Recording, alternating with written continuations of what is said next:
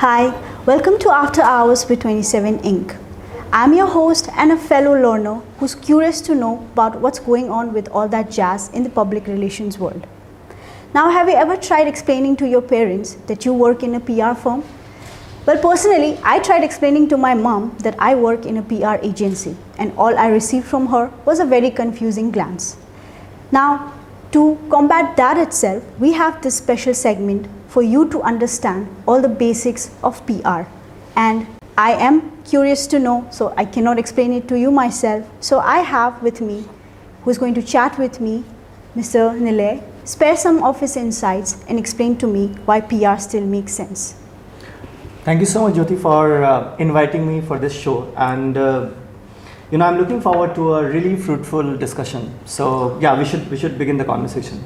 So like in this social media era, like everyone is in social media, even the organizations, they Right. are trying to, build something, build a brand, and Right. social media is very interactive.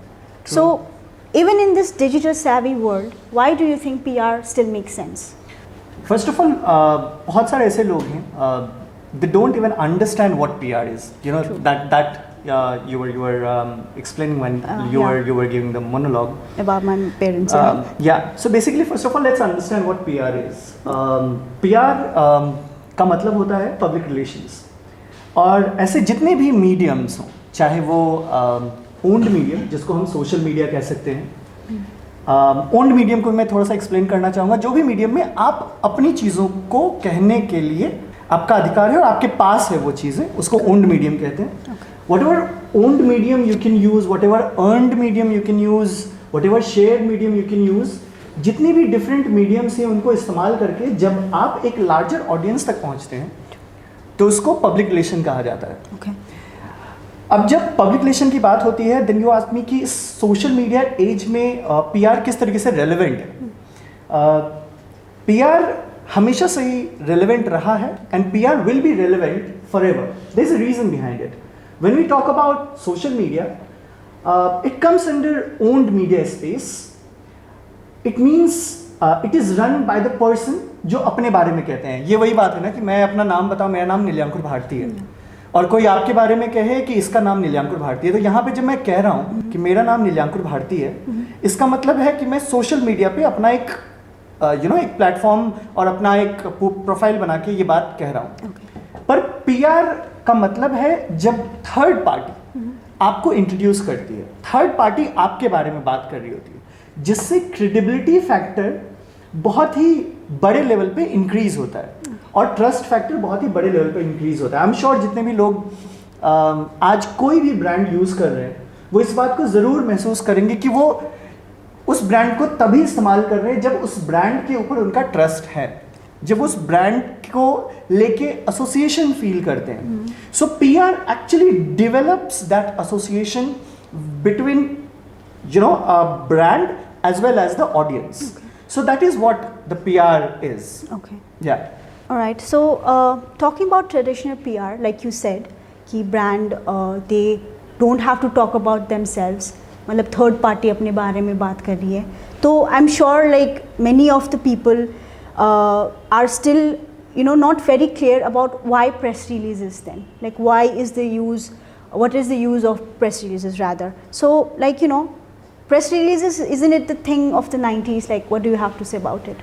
Press releases are a tool that a PR professional uses in order to communicate a certain news item or certain piece to the journalist. Alright. Basically, there are different tactics that we use in PR. There are different ways the PR can be done.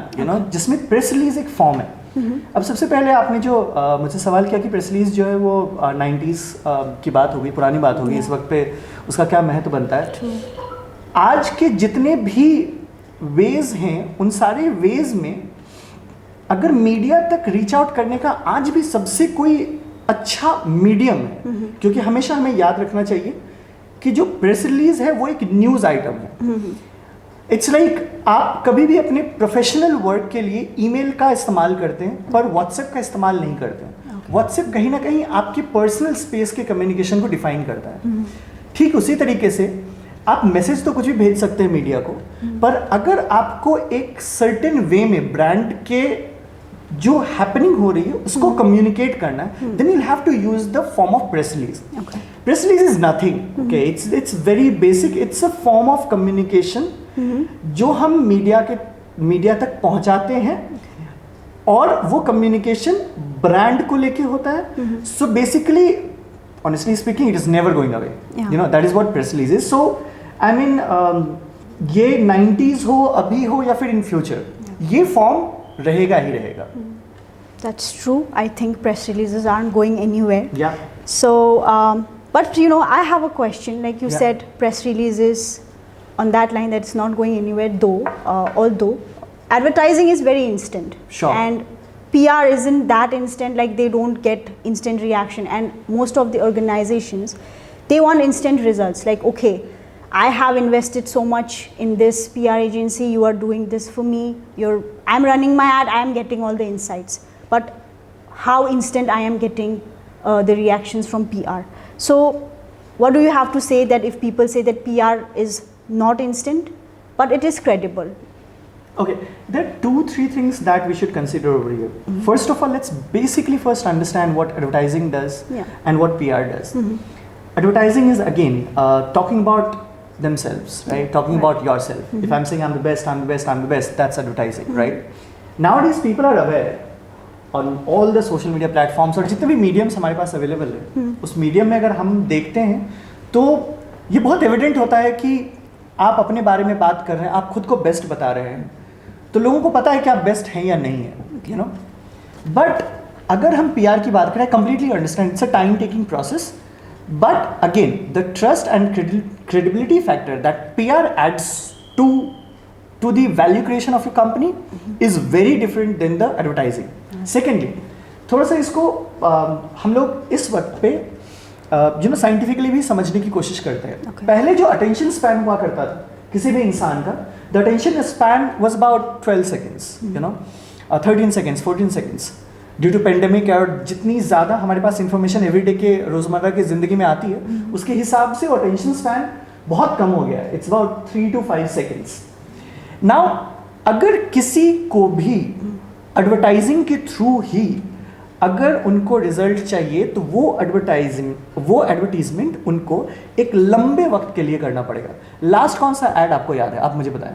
I think I saw that ad about the Stay Free napkins. They are doing some campaign that was, you should talk to boys. So that was a very effective advertisement that I've watched. Right.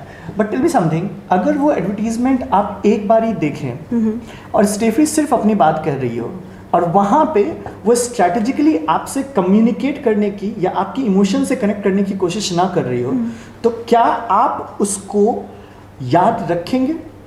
I don't think so, yeah. Right? It has to make sense. So ये एक PR campaign है जो stay free कर रही है. वो उसमें emotions को पुट करके वो लोगों तक पहुंचना चाह रही है through form of advertisement. But जो हमारा कन्वेंशनल फॉर्म ऑफ एडवर्टाइजिंग है, वो वही कन्वेंशनल फॉर्म ऑफ एडवर्टाइजिंग है जिसमें ब्रांड आते हैं, अपने बारे में बात करते हैं, राइट. सो मेरा ये कहना है कि जो भी स्ट्रैटेजिक कम्युनिकेशन हो सकता है एडवर्टाइजिंग प्लस पीआर को मिक्स करके, that yields the result. Secondly, एक एड अगर आप 12 से 14 बार देखते हैं तब जाके उस एड की रिकॉल फैक्टर क्रिएशन होती है. अदरवाइज वो रिकॉल फैक्टर क्रिएशन नहीं होगी, जिसकी वजह से वो एड आपको याद नहीं रहेगा. थर्ड सबसे इंपॉर्टेंट चीज़ ये है कि अगर आप किसी भी तरीके से एडवर्टाइजिंग को करते हैं, चाहे आप कोई भी मीडियम यूज करते हैं, वो ad budget is going to be huge, right. But PR is pretty, I would say that decently placed in that manner.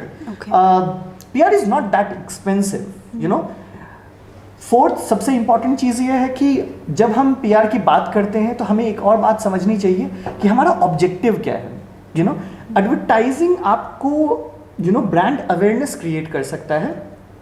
Advertising के भी डायरेक्ट रिजल्ट को और डायरेक्ट ROI को मेजर करना it's very difficult.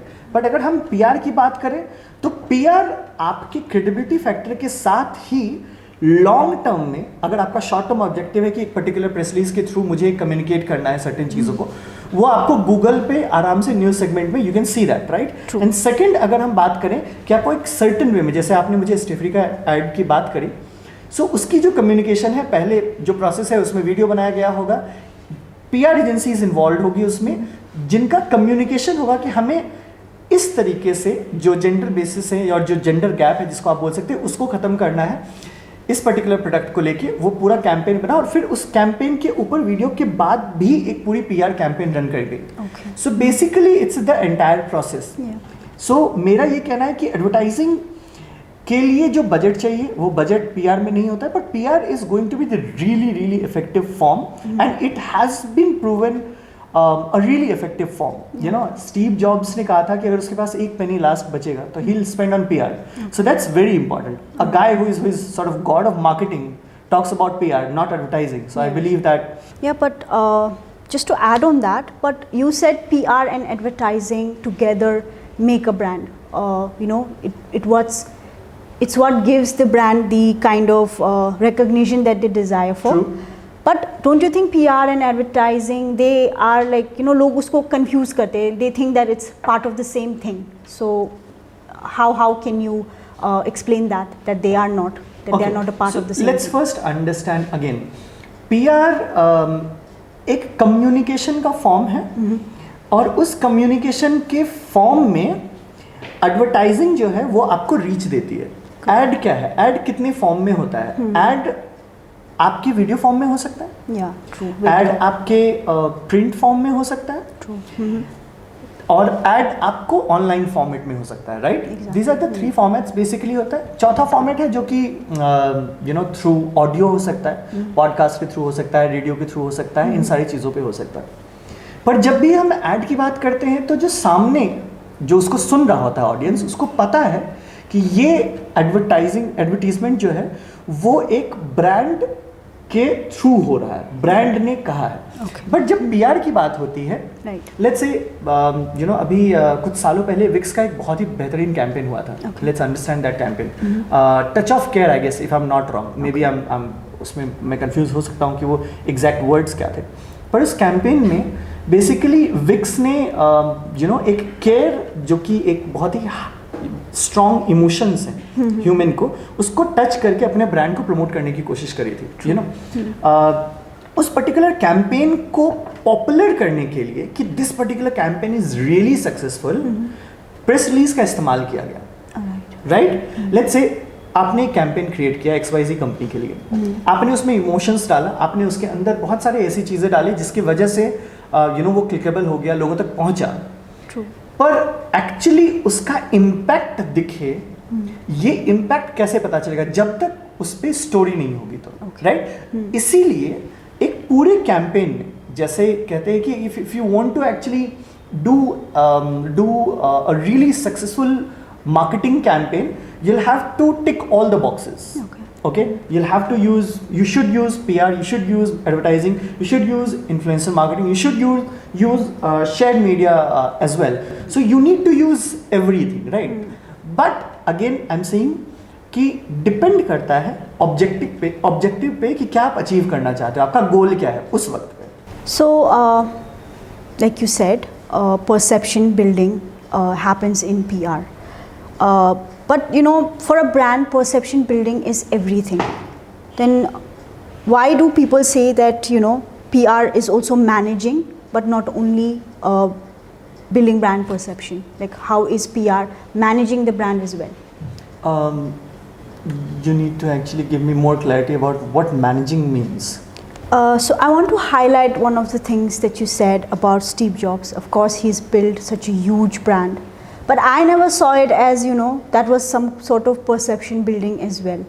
So what do you have to say to this statement that perception building is everything for a brand? Okay, tell me something. Why do you think that most of the people buy iPhone or any of Apple's product? Why do you think that? Why does that happen? Can't say about others, but I think iPhone is related to class. Right. Yeah. And class, this particular communication about class has been built by the PR activities that Steve Jobs has done. Okay. You know, अगर PR activity को और बहुत deep down समझें तो product pricing को भी PR activity define करती है। क्यों आपको लगता है कि आईफोन ने अभी तक बहुत अफोर्डेबल रेंज में अपने प्रोडक्ट को नहीं लॉन्च किया? क्या रीज़न है उसका? Because they have built sort of reputation, if that's the answer. Correct. And that's the right answer. Okay. You know, because they have built a reputation that अगर आपको मेरा प्रोडक्ट चाहिए तो आपको सर्टेन अमाउंट पे करना पड़ेगा, और वो सर्टेन अमाउंट इसलिए पे करना पड़ेगा क्योंकि आप प्राउड फील करो वो अमाउंट पे करके। मैं आपको एक छोटा सा एग्जांपल देता हूँ।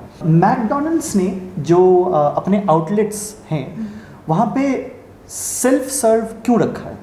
उसकी दो वजह है। पहली वजह यह है कि मैकडोनल्ड्स चाहती हैं कि आप थोड़ा सा मेहनत करें वहाँ तक पहुँचने के लिए जहाँ पे कि आपको उस प्रोडक्ट को वो प्रोडक्ट आपको मिले, या मान लीजिए कि वो फूड आपको मिले। इस केस में what it happens, it actually sort of build the association with the brand.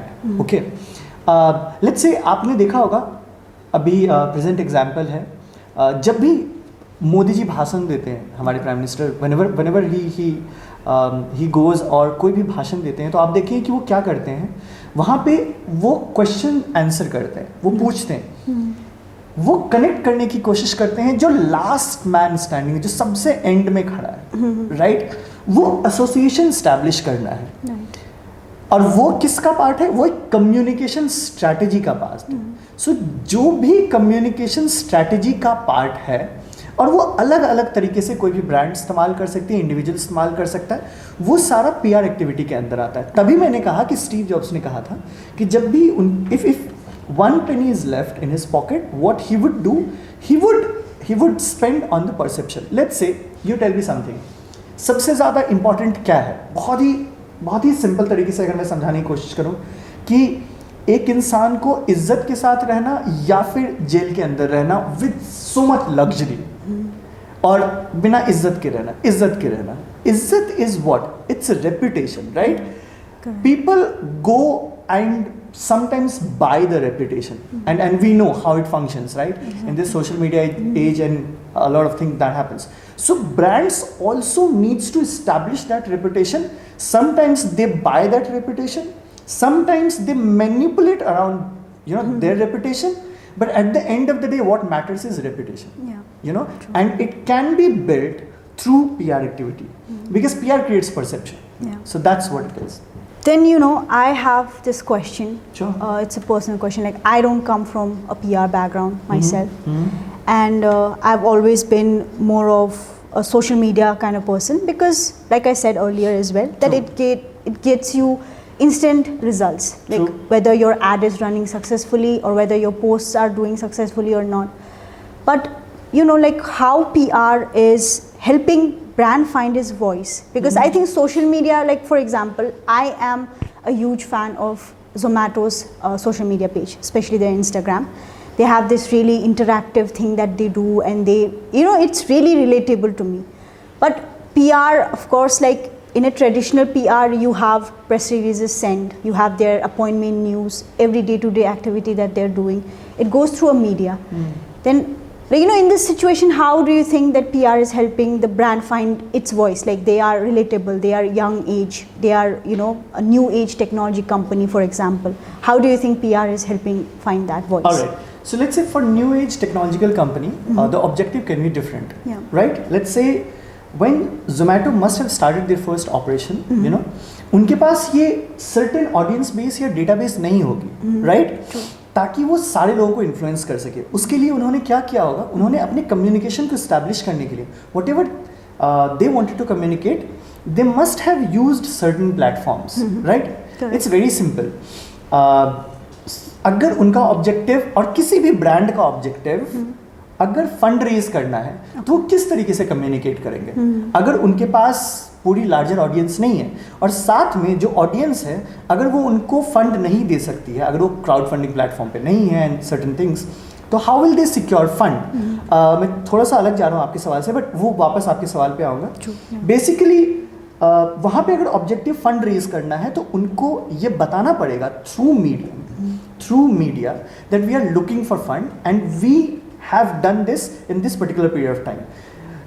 जब कम्युनिकेट आपसे कर रही है जोमेटो, और जो आप हमेशा कहते हैं कि you know and we had this conversation a few days back when you were appreciating Zomato's strategy to kind of create that, you know, I would say that, you know, कि वो buzz amongst their audience by creative messages. Basically, you know, once and two things. First of all, they're directly targeting B2C for this. Okay. They're targeting you. They're selling the product. But when they talk about creating brand value, are they creating brand value? No. With that, they're not creating brand value. What they are doing, they're selling you something by instigating certain emotions. Okay, so that's not PR activity, right? Second thing, once they do it, they are putting a lot of money. Okay. And once they're putting a lot of money, by the way, it's a form of advertising, by the way. Okay, so once they're putting a lot of money, the day they'll stop putting money, what will happen is it is going to, like, it will vanish, right? Okay. I forgot to mention that that's also biggest difference between PR and advertising. Okay. You know, so once you're running the ad, once you have money, you're running the ad. Once you know you have lakhs and lakhs of or crores of you know, marketing budget, you can run ad for a certain period of time. But once it's gone, it's gone. But with PR stays there, right? PR stays there. That particular communication that you wanted to build amongst your target audience, that is going to stay there. Okay. So that's again very important point. Having said it, coming back to your question, so there it's very different. Their objective is very different. But when next round Zomato wants to score, then they'll also have to again do the public relation activity. So it completely depends on the objective that they are trying to achieve. So you know, aside from Zomato's positive attributes, there are also very negative publicity about Zomato. Like, you know, people complain about the delivery guys eating their food, or maybe misbehavior of some sort. So why do you think public relation can help during this crisis? Look, PR का एक और सबसे बड़ा जो role है वो है crisis को मैनेज करना. Okay. PR किस तरीके से क्राइसिस को मैनेज करती है, जैसा मैंने आपसे पहले भी कहा था कि it's a form of strategic communication. So basically, whenever any consultant or any PR professionals or any publicist, when they decide upon the objective, they also decide upon the roadmap that will you know, help them to reach to that particular objective. If let's say a brand is under certain crisis, what needs to be done is, first of all, बहुत different strategy हो सकती है. One is, you know, ignorance sometimes is biggest strategy. You might have seen बहुत time पे politician से ऐसे question पूछे जाते हैं इंटरव्यू में, और आप देखेंगे कि उसका वो जवाब नहीं देते हैं और सवाल घुमा के कुछ और जवाब दे रहे होते हैं. बेसिकली वो एक इग्नोरेंस है, या आप इसको ये भी बोल सकते हैं कि वो एक डाइवर्जन पॉलिसी है. बहुत सारे ऐसे ब्रांड हैं जिनका आप देखेंगे कि CSR एक्टिविटी की बहुत सारी बातें होती है. वो एक क्राइसिस को मैनेज करने का तरीका है, वो एक डाइवर्जन स्ट्रैटेजी है. ओके, तीसरी स्ट्रैटेजी होती है कि ब्रांड उनको हार्डकोर जाके काउंटर करे और साथ में एक बहुत ही पॉजिटिव वैल्यू क्रिएट करके आए. आप देखेंगे बहुत सारे पॉलिटिशियंस के साथ ऐसा होगा कि जब भी कुछ बहुत, और मैं पॉलिटिकल एग्जांपल इसलिए ज़्यादा दे रहा हूँ इस वक्त पे ताकि वो बहुत ही रिलेटेबल हो, वो समझने में ज़्यादा आसान हो. आप देखिए कि कभी भी ऐसा होता है कि दे गो, अगर वो सर्टन कम्युनिटी के होते हैं तो उनके घर में जाके खाना खाते हैं, कि वो सर्टन यू नो उन पे ऐसा दाग लगाया जाता है कि वो पर्टिकुलर चीज़ों को नहीं सपोर्ट करते हैं, तो वो जाके उस चीज़ को करते हैं. Basically that is also a form of crisis management and it is a form of strategic communication, क्योंकि जब वो करते हैं उसके बाद उसको एक सर्टेन फॉर्म में प्रेजेंट किया जाता है with the help of media amongst the target audience. Okay, so Zomato ने भी उसी तरीके की स्ट्रैटेजी अपनाई. आप देखेंगे कि जोमेटो की एक पिक्चर बहुत वायरल हुई थी जिसमें एक डिलीवरी बॉय मुस्कुरा रहा है. मुझे नहीं पता कि इसमें सचमुच में जोमेटो ने कुछ किया या उनकी PR टीम ने कुछ किया, पर वो एक it was not a picture, it was a video. It was a video, right? It was a video, yeah. But वो पिक्चर के मीम बने, and meme is also a form of sort of PR. और वो इतना famous हुआ. वो क्या दिखाता है? वो दिखाता है कि अगर आप जोमेटो के साथ जुड़ते हो तो आपको उसी तरह की स्माइल मिलेगी, like you'll be happy, right? सो अगर जोमेटो ने ये किया है, वैसे मुझे एग्जैक्टली नहीं पता, पर अगर जोमेटो ने वो किया है तो इट्स ब्रिलियंट स्ट्रैटेजी. पर मैं आपको बोल सकता हूँ कि बहुत सारे ऐसे ब्रांड हैं जो कि इस्तेमाल कर सकते हैं इस तरह की स्ट्रैटेजी को in order to sort of come out from the crisis, जो कि होता है। और ऑनेस्टली स्पीकिंग आज के सोशल मीडिया के दौर में, क्योंकि हर इंसान का अपना से है, हर एक इंसान अपनी बातों को कह सकता है, तो क्राइसिस आना लाजमी है, this will happen, but after a certain point of time brand has to be really careful about it कि उस क्राइसिस को किस तरीके से मैनेज किया गया। So PR helps a lot in that too. I wanted to ask, like, you know, whatever the celebrities do, or moreover, celebrities nowadays, influencers are such a huge thing among our generation. So, you know, whatever they do, even if it's on a positive note, people say that, you know, they're doing it for media attention. True. So, media attention and publicity stunt, they use this word. Like, what do you have to say about it? Is it really for media attention? Is PR really for media attention? Wow, very nice. It's like, you know, पानी में घुस के ये कहना कि मुझे पानी से डर लगता है, you know? जो आपसे ये कह रहा है कि ये मीडिया अटेंशन की बात कर रहे हैं और मीडिया अटेंशन के लिए कर रहे हैं, बेसिकली उन्होंने उसको कंज्यूम कर लिया ऑलरेडी। सो उनका जो गोल था वो तो अचीव हो चुका है। They wanted to communicate something, they have communicated it, and the person who is judging them also are watching them. Somehow or somewhere or the other, the person is getting influenced at the end of the day. True. So that is how celebrity becomes. Celebrity is what? Celebrity is somebody whom you celebrate. And sometimes negative PR is also a positive PR. Yeah, You know, sometimes negative PR is PR. Yeah. Any kind of communication is PR. So I mean, वो तो उनके फायदे की बात है. You know, best example is Coffee with Karan. You know, Karan Johar comes and says that this is a cringe show. Yeah. And एक ऐसा आदमी जो कि बहुत इंटेलिजेंट है वो भी उसको देख रहा है। अब आप इसमें बताएं कि करण जौहर ने तो अपना काम कर लिया ना। Yeah. अब दूसरे लोग भले उसको बोलते रह रहे करण जौहर ने ये किया, but at the end of the day you are talking about Karan Johar. Yeah, I think Karan Johar is a excellent way. He is of a brilliant PR guy. Yeah. Because he's called a few of the influencers in his last Yeah. episode, which I just watched yesterday. He has called. What do you think about that? I think it was really brilliant because all of the negativity, all the trolls, all the comments, feedback that he received on the show, he actually discussed it on his show. Yeah. And you know, these influencers were targeting him for, you know, taking out Alia Bhatt's name too Right. often. So I think it was a brilliant way of showing that, you know, he does care for the feedbacks and the negative comments that he gets. And there you go. Yeah. How beautifully he did the PR, right? Basically, it's about the image that he portrayed is कि I'm going to take everything head on. Yeah. आप मेरे को criticise करो, आप मेरे को अच्छा बोलो, पर मैं सारी की चीज़ों को ऐसे लूँगा। वो he is now Karan Johar says कि if somebody wants to call me flag bearer of this nepotism or whatever, I'm flag bearer of nepotism. It's fine. Yeah. Call me that. Okay. You know. So this is beautiful move. This is again, it comes under this strategic communication. You know, बहुत बड़ी team involve होती है इसको इस तरीके से present करने के लिए। आप करण जौहर के कभी भी मोनोलॉग को देख लो, आपको क्या लगता है वो सच में बोल रहा होता है? उसके पीछे उसके हर एक वर्ड को चूज करने के लिए पूरी टीम होती है। Yeah. So I mean, it's a brilliant way of, you know, putting yourself out and let people judge. You know, let's understand. Shahrukh Khan की स्ट्रैटेजी को देखो आप। शाहरुख अपना मजाक खुद ही उड़ाता है, आप क्या मजाक उड़ाओगे उसका? It's a brilliant way to put yourself out. You know, so I think being a celebrity, you know, he is doing amazing, and I think a lot of people should learn from his you know, way of communication. I would say that's way of strategic communication. Undoubtedly, Shah Rukh is a charming man. So, with this, I think I have learned a lot through this session. Like, my questions are over, and I think, Neil, you've covered more than what I wanted to know as well. Yeah. So, now I am throwing the hall for the question if you want to know about anything. Yeah. With respect to PR as a career, how do you think one can excel in the same? Also, what are the qualities do you think one should build? Okay, so basically, in order to excel in PR, a person has to be, first of all, you know, really emotionally intelligent.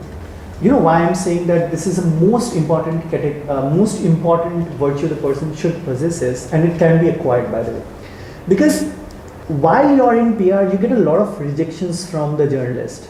You know, that's the first thing, because once you call, you'll get a lot of rejections. Your pitches will be rejected. बहुत time पे ऐसा होगा कि बिल्कुल journalist phone नहीं उठाएंगे आपसे, you know, अलग तरीके से बात करेंगे। तो आपको करना ये होगा कि आप उसको पर्सनली ना लें, okay? मैं ये उन सारे लोगों को बताना चाहता हूँ जो आप पीआर पढ़ते हैं, एक्चुअली जो आप अपने एकेडमिक्स में पीआर पढ़ते हैं, अगर आपको वो करियर बिल्ड करना है तो वो पढ़ाई तो बहुत आपके लिए इम्पॉर्टेंट है ही, साथ में ह्यूमन बिहेवियर से रिलेटेड बहुत सारे ऐसे स्किल्स को एक्वायर करने की ज़रूरत है। आपको एक बहुत ही सॉफ्ट स्पोकन इंसान होने की ज़रूरत है और वो आपको नॉर्मल लाइफ में भी हेल्प करता है। आपको रिजेक्शंस झेलने की ज़रूरत है, आपको एक क्रिएटिव इंसान होने की ज़रूरत है, आपको टाइम मैनेजमेंट बहुत अच्छी तरीके से आना चाहिए, आपको एक ऐसा आपकी क्रिएटिविटी में एक ऐसा फॉर्म होना चाहिए जो एक कम्युनिकेशन को 4 अलग अलग तरीके से कम्युनिकेट कर सके, सो बहुत सारी ऐसी चीज़ें हैं जो कि एक पीआर प्रोफेशनल और एक सक्सेसफुल पीआर प्रोफेशनल होने के लिए ज़रूरी है। और जितनी भी ये स्किल्स हैं ये सारे आप एक्वायर कर सकते हो। ईमेल राइटिंग से लेके आई वुड से दैट कि आप जब किसी से मिलते हो तो वहाँ पे आपकी पर्सनैलिटी तक इन सब पे काम करना बहुत ज़रूरी है, being a real PR person, if you want to become a really successful PR person, so that is the first thing. What was your another question? How one can excel? Once you acquire all these sort of qualities, I mean, there's no dearth of job in public relations, and अगर कुछ नहीं हो सकता तो one can become individual consultant also in PR, and then you can earn a lot of money. So yeah, like it's an immense opportunity there. So do we have any other questions? We are ready for one more question. Hi, so my question is about strong email pitching. As you know, a PR professional pitch about a brand that they are handling to media persons through emails among the other mediums. So my question is, what do you think a strong email pitch should contain in order to get the attention of the journalist? First of all, मैं इसको psychologically answer करना चाहूँगा। एक journalist जो है जब भी वो स्टोरी कर रहा होता है तो आप उसको समझिए, उसकी पोजीशन को समझिए। The journalist is also working under certain guidelines, right? That's the first thing we should consider. Second, आप जिस वक्त पे जर्नलिस्ट को मेल भेज रहे हैं उसी वक्त पे बहुत सारे ऐसे पीआर एजेंसीज हैं जो और पीआर एजेंसीज के लोग हैं या फिर पीआर प्रोफेशनल्स हैं जो कि वो ईमेल कर रहे हैं उस जर्नलिस्ट को। तो किसी भी एक ह्यूमन के लिए ये पॉसिबल नहीं है कि वो सारे के सारे ईमेल्स को देख सके। थर्ड, अगर आप बहुत बड़ा ईमेल लिखते हैं, जैसा कि मैंने आपसे पहले भी कहा इस कॉन्वर्सेशन में, that the attention span has already been decreased, तो जर्नलिस्ट के लिए एक बहुत मुश्किल हो जाता है किसी भी ईमेल को शुरू से एंड तक पढ़ना। My suggestion would be, first of all, whenever you construct N email, you should be straight forward, you should be constructing an email by considering the data of that particular segment in mind, because if you give data, what it shows that it is relevant, this particular news item is relevant to that industry. That is the second thing that one should consider. Third, I would say that always put these in bullet points, okay? And third or fourth, whatever thing is, one should never expect that the journalist is going to reply just once you send an email, the journalist is going to reply. No, it is not going to happen, okay? Please try and understand, the journalist is also a human being and he is also busy.